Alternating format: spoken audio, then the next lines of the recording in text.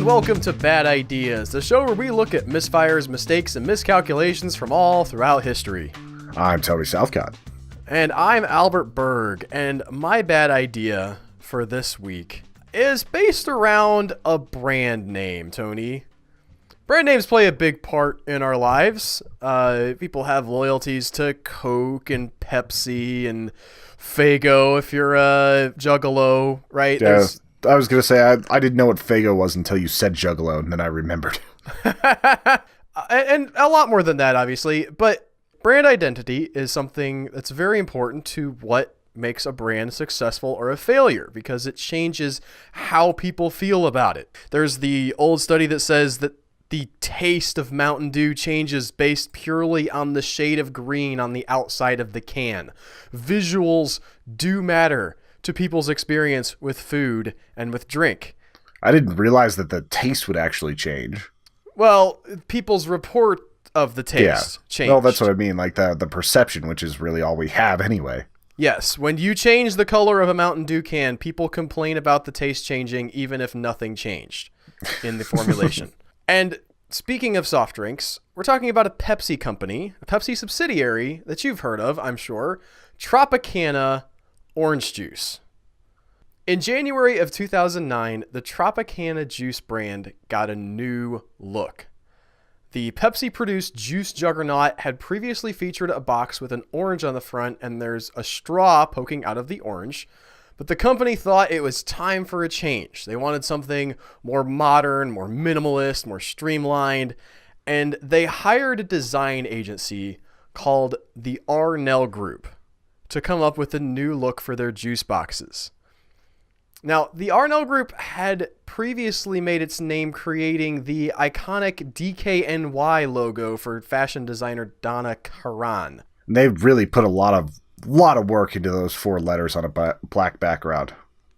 I don't do design, Tony, so I don't want to throw any shade here. No, design is hard. That's like one of the things I do for Human Echoes, and I'm terrible at it, like flat out. And they thought that they would do a new take on this classic box. So on their new box, they did away with the orange and the straw, and they showed an actual glass of orange juice with the phrase 100% orange featured prominently on the box. And the cap was designed to look like an orange.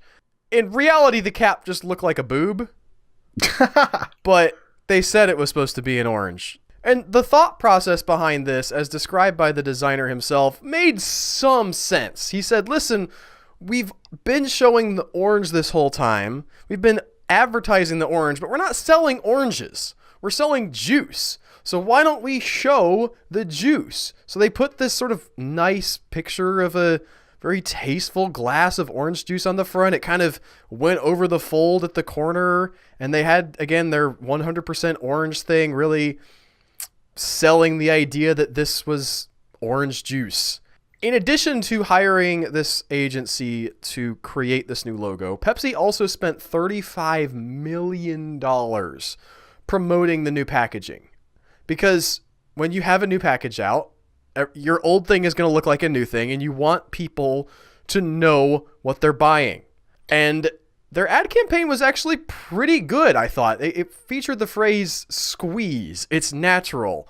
And they would have the Tropicana logo, but the squeezing would also be sort of synonymous with hugging. So they showed people, a bunch of dads hugging their sons and moms and daughters hugging, and really trying to promote this family vision of orange juice as this supplement that's nice and good. And you drink it around the table with your family for breakfast. And then you squeeze them till the juice comes out. Yes. In what might have been a portent of the trouble to come, as a part of this advertising campaign, the Tropicana website included a section called How to Find Tropicana, with instructions on what the new logo was going to look like. And what they expected, and what often happens when you rebrand a product, is an uptick in sales for at least a short term. Because people see a new package, they think, that's a new thing. It's the old thing, but it's new and revitalized, and they buy a little bit more of it. It's just like when your local McDonald's gets like a remodel and the outside doesn't quite look as old and funky anymore and it has those new redesigned lines, you're more likely to go in there and just check out what everything's about, even though they're still serving Big Macs and, I don't know, double cheeseburgers. That is definitely something that leads to perception of being different, because I've walked into McDonald's where it's like the old 70s style plastic chairs and everything looks run down. That same one 2 months later could end up looking like it's something out of Demolition Man, where you expect them to have a piano there. Sometimes, I will say, in some of the more modern McDonald's, you're like, why are you even still serving Big Macs? This is a legit nice place now.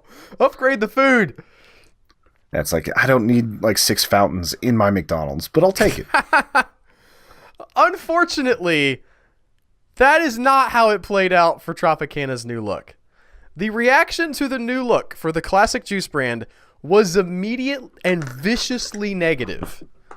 Customers described the new look as, quote, ugly, stupid, and complained that it looked like a generic store brand. That was actually my first thought looking at this, is that it looked like a store brand. I have some thoughts about that, Tony. I think a lot of times a store brand will actually have more modern design than maybe some of your other products, because they don't have this brand identity that they're trying to cultivate. So they can afford to wipe the slate clean and try something new, and they're just the store brand, so it doesn't matter. Whereas something like Coke can't go drastically new with how it looks because it's Coke, and people have a visceral relationship with even the visuals of what a Coke can looks like, or what a Mountain Dew bottle looks like. It feels like Christmas. It does. And even today, they're still selling some version of that glass Coca-Cola bottle. That's not the main one, but that is part of their image even today. So you have to be careful with this updating thing when you're an older, more established brand. Specifically, on the Tropicana case, they had removed the Tropicana logo from its prominent position in the center of the carton and turned the word Tropicana so that it ran vertically up the edge of the box. Customers also complained that the new design made it difficult to differentiate between the different styles of juice. Previously, there had been on the front of the box a big colored rectangle with the type of juice, and the different types had different colors, so you could really easily see what you were getting. And that feature had been relegated to just a small strip along the top of the cardboard carton, and the colors weren't consistent and weren't clear with what they were, and the lettering was a lot smaller, so people were frustrated that they had to go and like squint with their glasses on to figure out what kind of orange juice they were supposed to be buying. And you're specifically talking about like pulp levels and everything, right? Yeah, there's just, I don't know, I don't buy a lot of Tropicana orange juice, Tony, but they're, they have different features, right? One of them will have extra vitamin D or something. One of them will be, pulpy or not pulpy, or this one's definitely from Florida oranges and the other ones aren't. That kind of thing.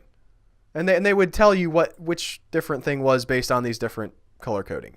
Yeah, and this, like, I'm looking at it right now, it looks like it went from being very prominently right up front to about like 12-sized font on the little top part of the carton. Design wonks complained about the font that had been chosen. Of course, they always do, right? Like, we're never going to hear the end of the fact that they used papyrus in the cover of the Avatar movie, but that's what they worry about.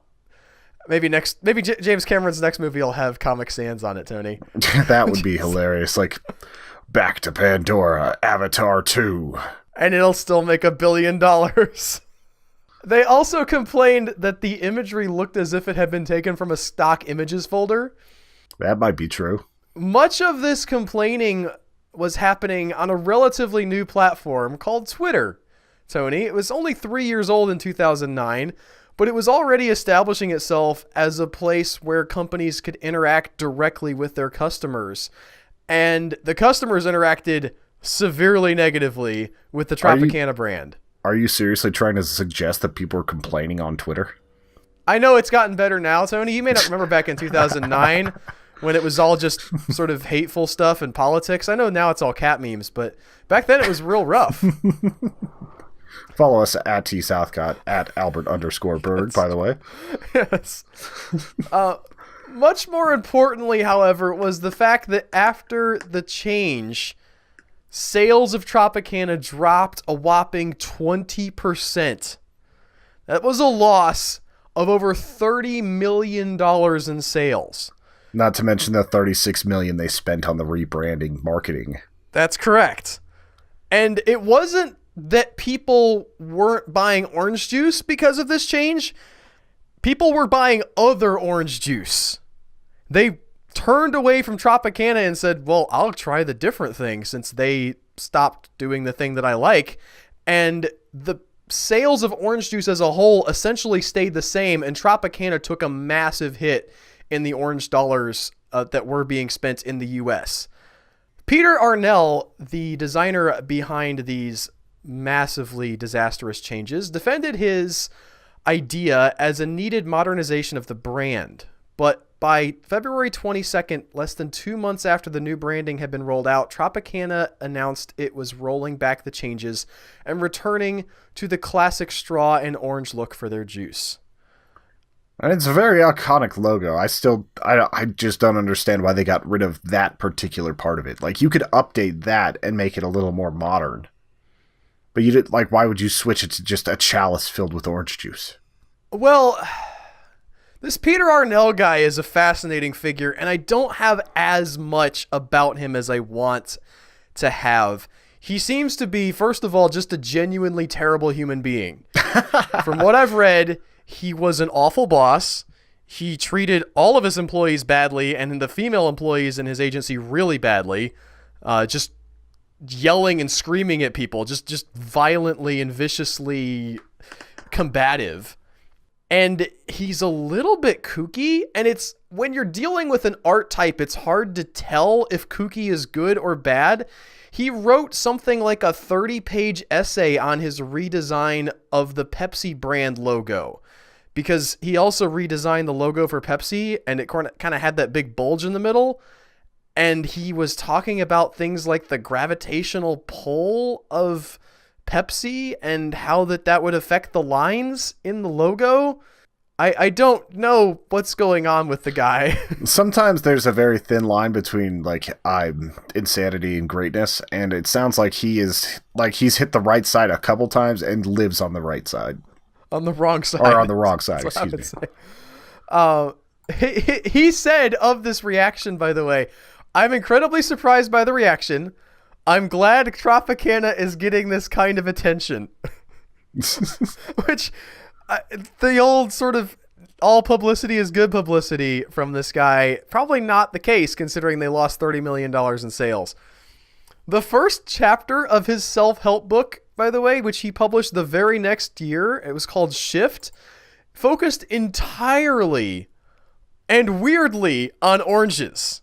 He does not specifically mention this ad campaign by name, this redesign, but he does mention that his staff refers to him as the Orange Man. He tries to spin that into a good thing.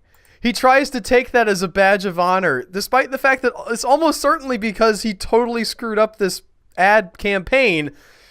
He wears this as some kind of positive thing. And in the next chapter, he offers this bit of wisdom. Quote, "It's not your fault. Whatever it is you think you've done or not done, you don't have to blame yourself." And he is sure living that advice, I have to say. In 2011, the Orange Man, who never blamed himself, was fired from his own ad agency. Tropicana continues as a global juice juggernaut with the same classic orange and straw logo to this very day. Were you able to see how much they paid his firm to design that? I know for a fact that they paid $1 million for the Pepsi logo redesign. It seems like the Tropicana brand would be somewhat smaller potatoes, but probably still in the multiple hundreds of thousands of dollars. See, if I paid $1 million for what really looks like a slightly drunk Pac-Man logo, like, I'd be a little bit pissed if I was Pepsi. They did keep that logo, though, Tony. Maybe it was the sunk cost fallacy, or maybe that is a really good logo, but Arnell might have had something going on. At least you could tell that that's still Pepsi, though. That's true. Like, if you would have done, like, a stylized orange with a straw sticking out of it, like, maybe even in that same, like, Pepsi style where it's more outline, it might have gone over a lot better. We'll never know, Tony, but you can go to the store today, buy the old school Tropicana thing. I would imagine they're probably a little bit more skittish about changing up their look. Probably.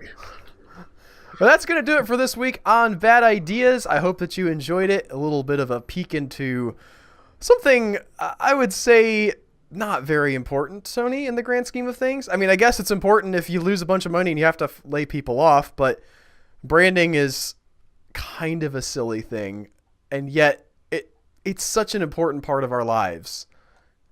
And I love how we interact with things like this, with brands and with ideas and the way they can be spun off and riffed on, and how they evolve throughout the years and how they become a part of our cultural identity. It's an interesting study, and maybe I would imagine we'll get into this kind of experiment again on Bad Ideas. This cannot be the only one that failed. Well, there are some very good ideas that are specifically related to branding. Like, if you look at the way Febreze came about, where, like, people were very happy that it could take away odors, but they didn't really use it very much until the commercial branding actually showed that it was something you do at the end of cleaning for that last step, that final thing to make your house smell perfect. So it wasn't even the look on the bottle, really. It was how they portrayed it in the commercials, where they imparted a feeling. And this particular brand didn't impart anything onto the people that were looking at it. It's a smaller bad idea on this grand scheme of things than we've covered, but it's still an important look into our perceptions on brands and everything else. If you guys like this episode, you can support us on Patreon. It's over there at patreon.com/humanechoes. For as little as $2 a month, you get a lot of our content early, and you just help us out and support a cool podcast, we think. Thank you so much for listening. Tell your friends about the podcast, and we'll see you guys next week. And tell them where to send bad ideas to. Yes, you can send us bad ideas at thebadideashow@gmail.com. Not the bad, it's just badideashow@gmail.com.